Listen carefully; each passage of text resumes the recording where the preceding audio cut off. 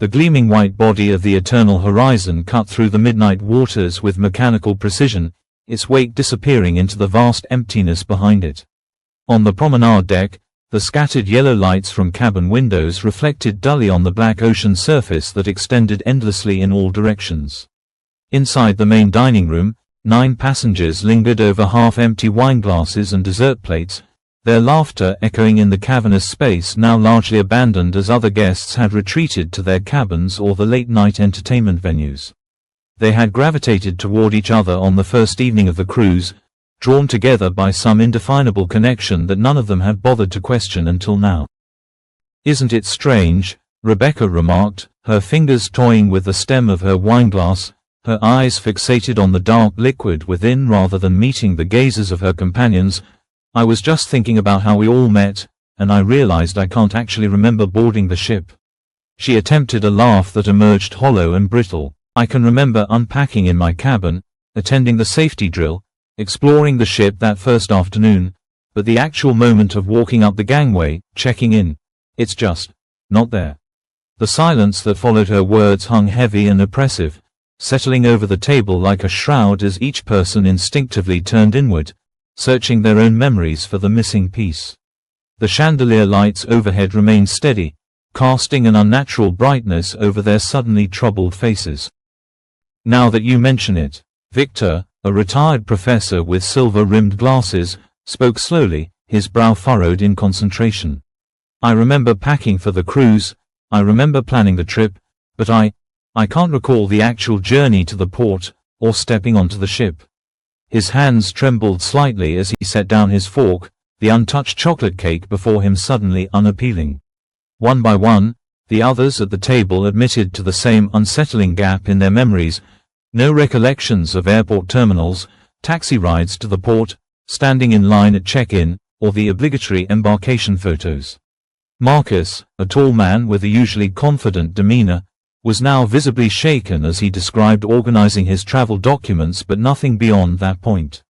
Natalie, her auburn hair catching the light as she leaned forward anxiously, recalled selecting outfits for the trip but nothing of the journey itself. The conversation circled, growing more frantic, more desperate, as each person tried to pinpoint their last clear memory before finding themselves aboard the eternal horizon. The sound of the distant engines hummed steadily, a mechanical heartbeat that had previously gone unnoticed but now seemed impossibly significant, an eternal rhythm that would never cease. They parted ways reluctantly that night, each withdrawing to their respective cabins with promises to meet again the following evening, their dreams haunted by half-formed images and the persistent sound of waves crashing against the hull. Throughout the day that followed, they moved through the ship's activities like automatons, participating in trivia contests, lounging by the pool, attending cooking demonstrations, all while their minds raced with questions that defied logical answers. Amanda found herself staring at passing crew members, trying to catch their eyes for any sign of recognition or awareness, while Ethan meticulously examined the ship's daily newsletter, searching for clues about their destination or the passage of time. The sky above remained an unsettling, uniform gray that never brightened to full daylight nor darkened to true night, and none of them could remember seeing the sun rise or set since they'd begun their journey. When they reconvened for dinner, their usual table by the window reflected only their own ghost-like images against the black void outside, no stars visible in the sky or lights from passing ships on the horizon. "Before I appeared on this ship, Daniel, a soft-spoken man in his 40s, began hesitantly, his voice barely audible above the clink of silverware and the distant strains of the dinner orchestra. "The last thing I remember clearly is driving home late one night. It was raining heavily, and headlights coming toward me in my lane." He swallowed visibly, his knuckles white around his water glass. "I remember trying to swerve, the screeching of tires, the terrifying certainty that I was about to die, and then nothing until I was unpacking in my cabin." His revelation unleashed a torrent of similar confessions around the table. Jennifer had been in the hospital with late-stage cancer, the doctors having given her weeks to live. William had been standing on the edge of his apartment roof, staring down at the street 20 floors below, fully intending to jump.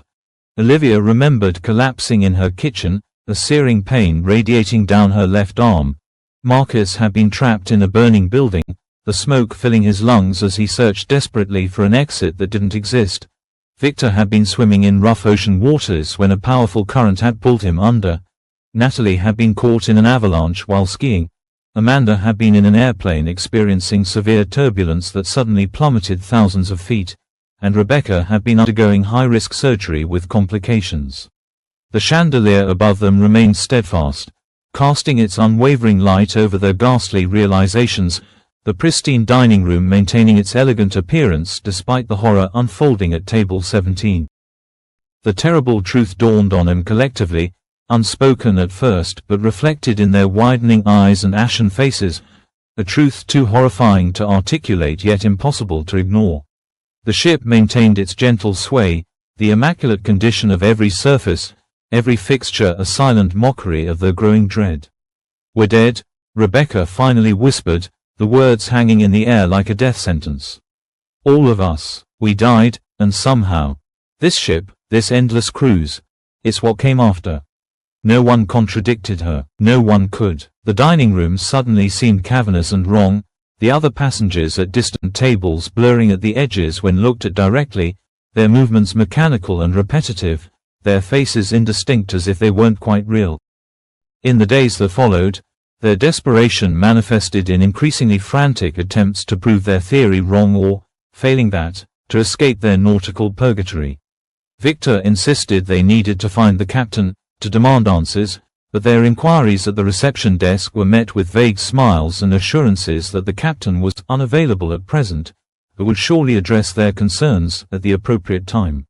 The bridge remained mysteriously inaccessible, doors that should have led there opening instead onto empty corridors or storage areas. William, who claimed to have some sailing experience, tried to access the navigation equipment, but found himself inexplicably turned around, emerging from what he swore was the ship's chart room to discover he was instead in the theater.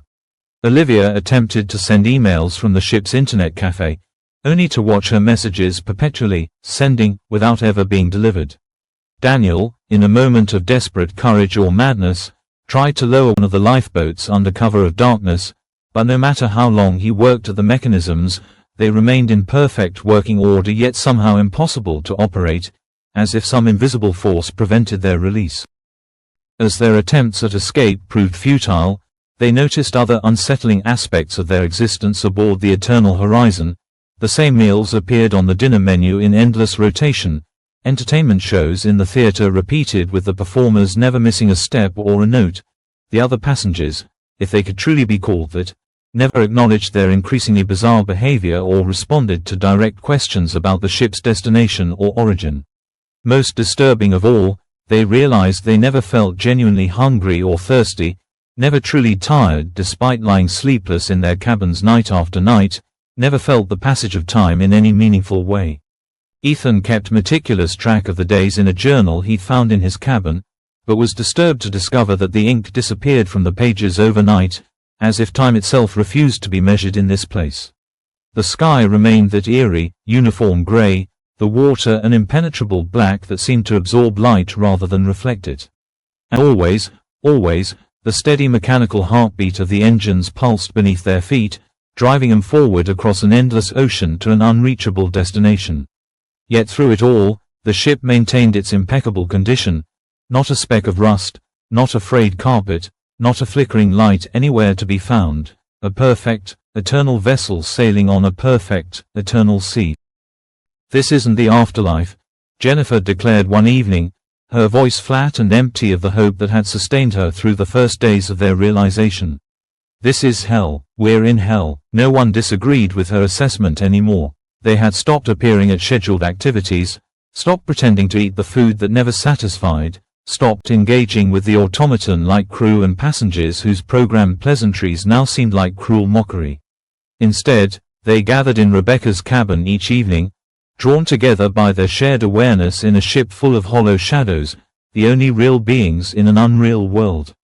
They sat in silence mostly, occasionally sharing memories of their former lives now recognized as over, extinguished in moments of terror or pain or despair, while the Eternal Horizon continued its relentless journey to nowhere, the horizon eternally empty of land or other vessels, the gray-black sky devoid of stars or sun or moon.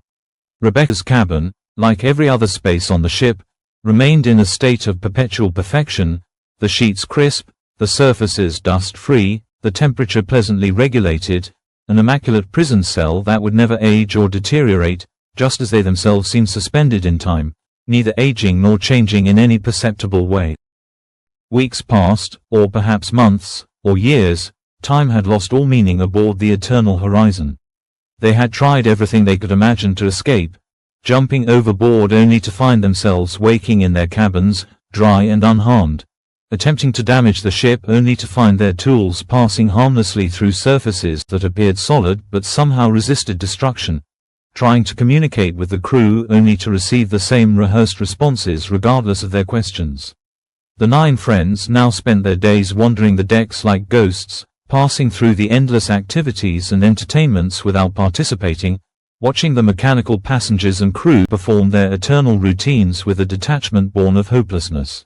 Marcus and Amanda had tried to track the ship's position by the stars, but the perpetual gray ceiling above never revealed even a single celestial body. Natalie had spent days searching every deck for any sign of an emergency radio or communication device, while William had attempted to rewire the elevator systems to access potential restricted areas, all to no avail.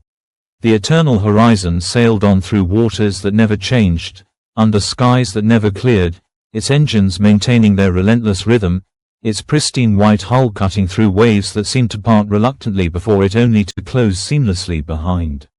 The perfect condition of the ship, its brass fixtures eternally polished, its carpets eternally plush, its wood paneling eternally gleaming, had become the most terrifying aspect of their existence, the knowledge that nothing would ever change, nothing would ever age or break or end, that they were trapped in an immaculate, unchanging hell for all eternity.